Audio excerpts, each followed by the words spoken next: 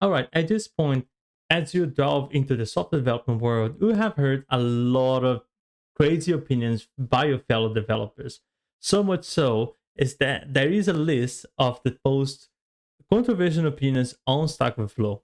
You know, that portal that ChatGPT killed it and you don't know about it anymore. Yeah, so today I'm gonna look into the 10 most controversial opinions that were upvoted on this list, and I'm gonna put the link of this list on the description down below. You can check for yourself. And I'm gonna do my honest opinion and put it then into a tier list.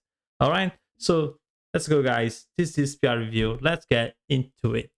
So, code more. Programmers who don't code in their spare time for fun will never become as good as those that do. I think even as Martin, most times people will never become truly good programmers unless they treat it as more than a job, meaning that they do little projects on the side or just massive lots of different languages and ideas in their spare time. So there's some sort of truth on that, but there is something that is kind of like how can I say, confirmation bias here. So, for example, for me, I do a lot of side projects and I try to learn a lot of things. So, for example, I just made a video about my AI in Rust as a form of side project that I was working trying to learn Rust, and I still don't know Rust. It's something that's really complicated for me at the moment, but I will learn. I'm getting better, and for my own experience, I feel like the coding almost every day out of my work time actually helped me a lot to get into the mindset of looking into a implementation or into looking into a application and know exactly what to do, because my mind is so focused and so trained into repeating the process of doing this type of different projects, that I'm be able to actually adapt what I'm learning into my job nowadays. But I don't think this is only works for someone who code outside their job. I know there's a lot of people back in the day that when I work with them, they just code between their 9 to 5 jobs, and they did a lot of good job.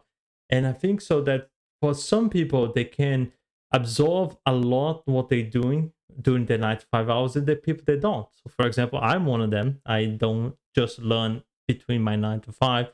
I need to be constantly practicing to actually learn something. So that's why I believe that this is kind of true and it's kind of not. So I'm gonna put this actually.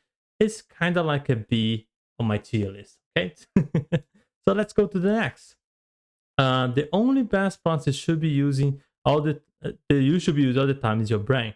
Too many people jumping too many bandwagons and trying to force methods, patterns, frameworks, etc. onto things that don't warrant them. Just because something is new or because something respected has an opinion, someone respected has an opinion, doesn't mean it fits all. Just to clarify, I don't think people should ignore best practices, valid opinions, etc. Just that people shouldn't blindly jump in on something without thinking about why this thing is so great. It's applicable, what I'm doing, and what benefits the object does it bring. I think that this wasn't being saying here is like this to be skeptical when something new was coming and something that someone say to you that the best practice. And this actually brings me back as something that I've read recently about Elon Musk talking about requirements, where every time a requirements come to you, you should question this requirement as much as possible. Even more when it comes with of someone with a place of authority, or someone that actually you think that knows more than you.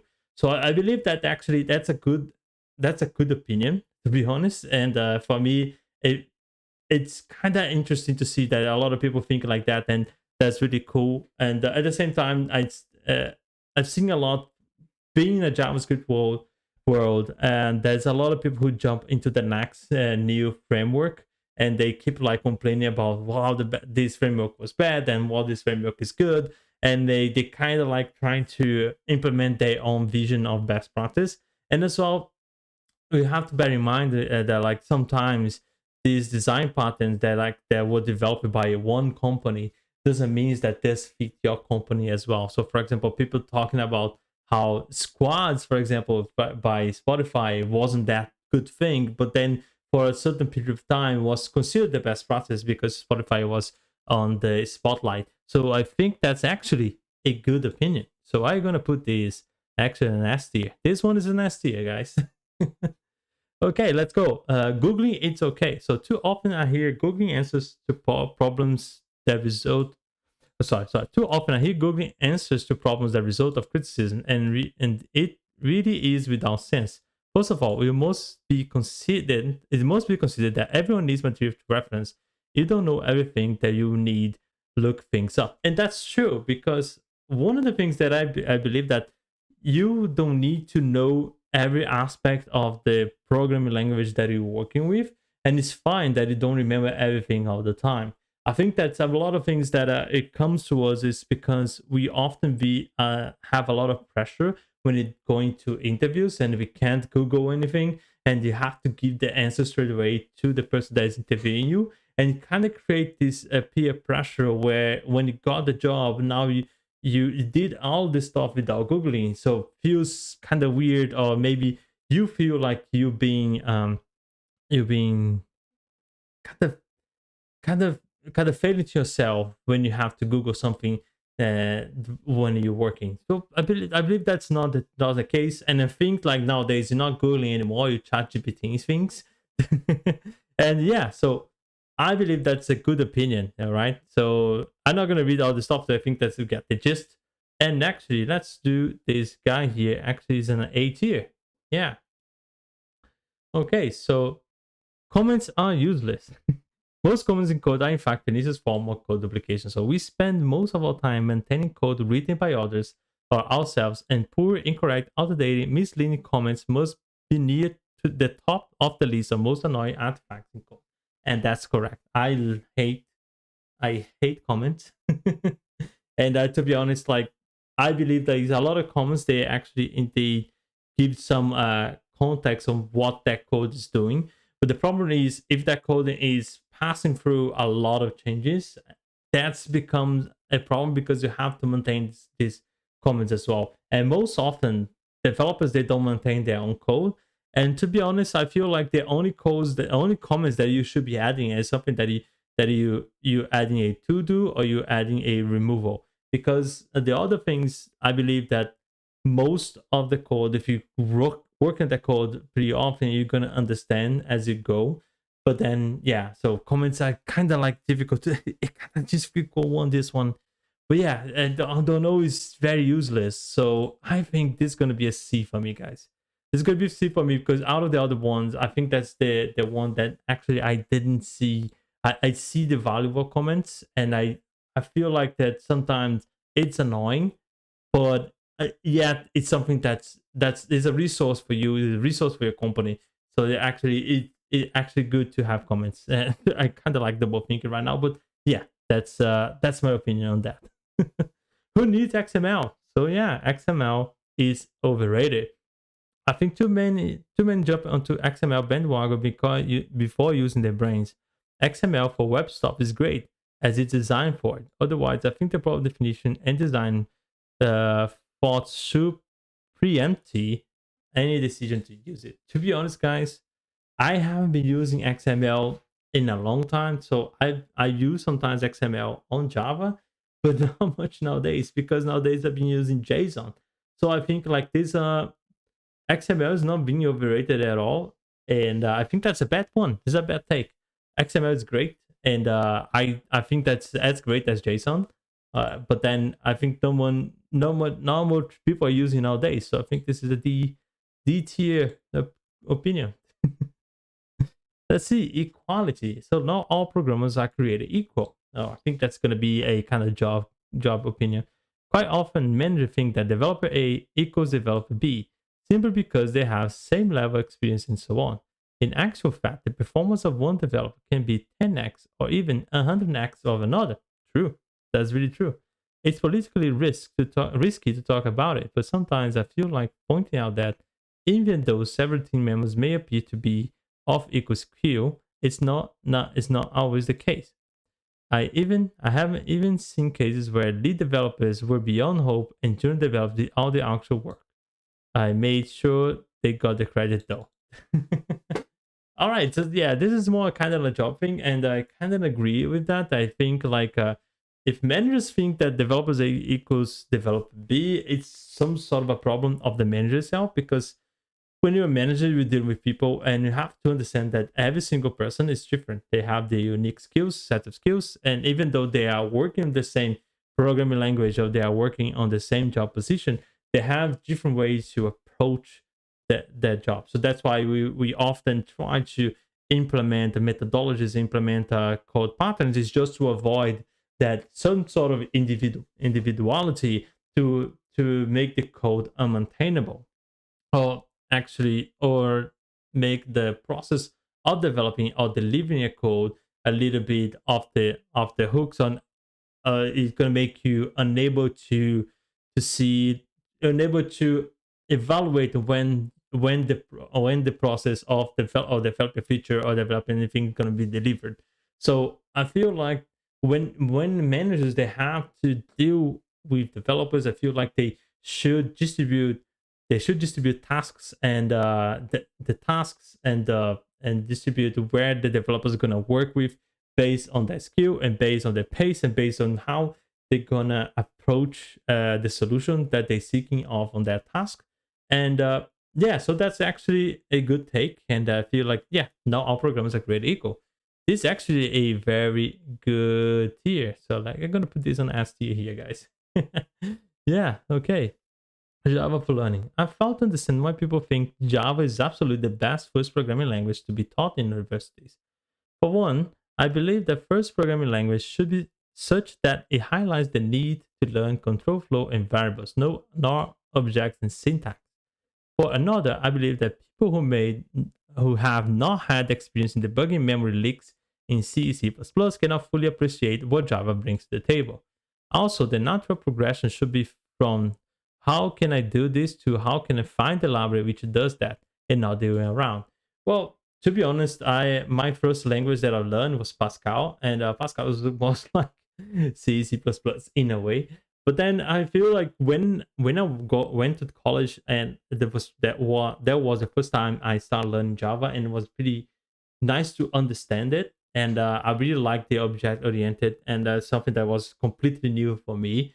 And it was really, I think Java is really interesting in the structure of learning, that you're not just gonna learn the programming language itself.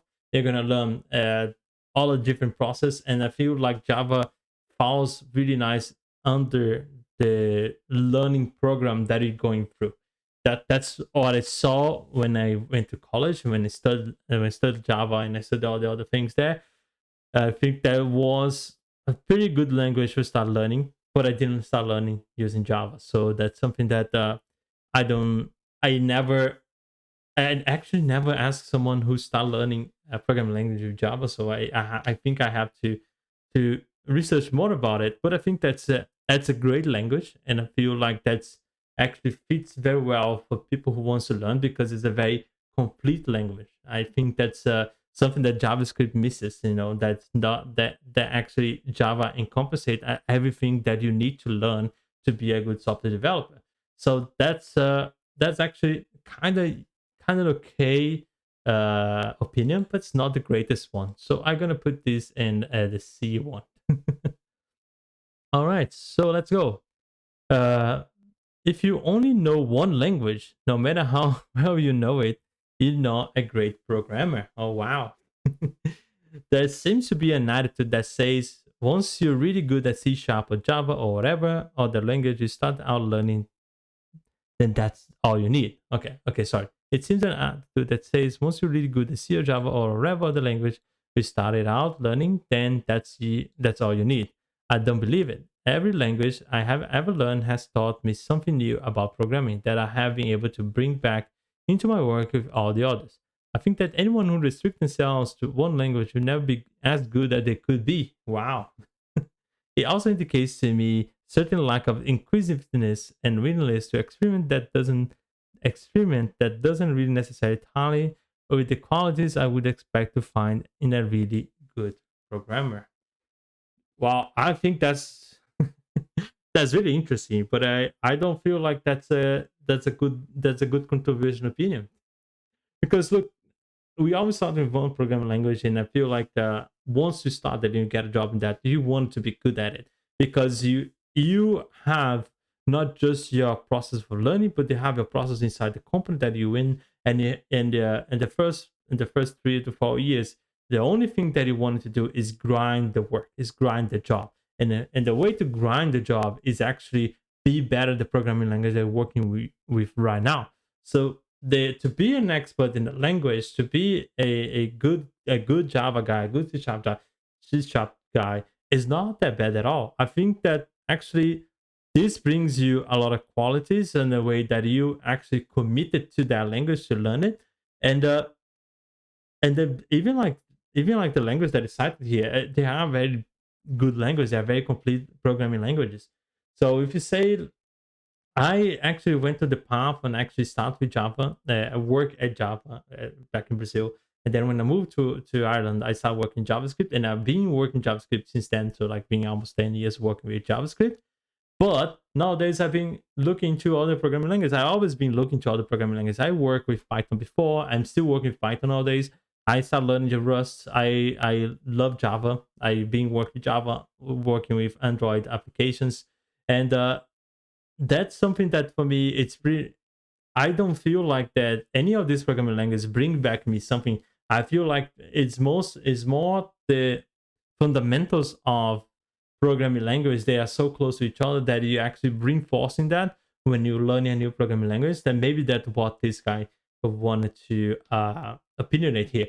So that's for me is not kind of like something that makes you a bad or good programmer. I feel like that a person who knows only one programming language, they also have to learn another thing. So, for example, if you're Java, you have to know about containers, you have to know about YAML, you have to know about other things. So it's not something that's like set in stones. You're not just going to be looking to just one language nowadays. Okay, so I think that's math. That's really math, but it's better than the XML. So I'm gonna put these here on the C1. Okay, let's go. Performance, it does matter. Look, I've been on this performance path for a long time because I've been struggling with bad performance of JavaScript, even while working with Lambda. Oh my god, it's like something that's really hard for me to understand how we came to this point that even though we create this small libraries, this there is any sort of problem performance, but at the same time, you have to realize that performance is only gonna matter when you need the performance to be there. So like for most of code that you develop, most of the things that you're gonna develop, they're not gonna have a high throughput, and then you're not gonna need to have like the best of the performance nowadays. Of course, it matters, but it's not everything. I think that's a good code that you develop that actually works fine and fit the job that is supposed to do. That's something that it doesn't need to be attached to actual performance. I've been looking into, for example, server performance, and I've been working with Fastify.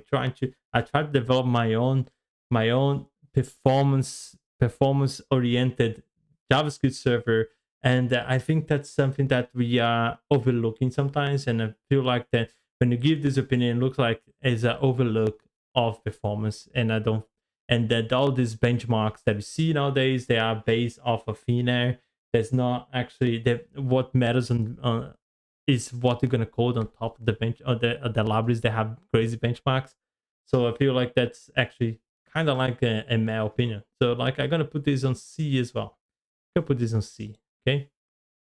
So print is debugging. Print statements are a valid way to debug code. I believe it's perfectly fine to debug your code by leading it with system out print line. Often, this can be quicker than debugging. You can compare printed outputs against other runs of the app.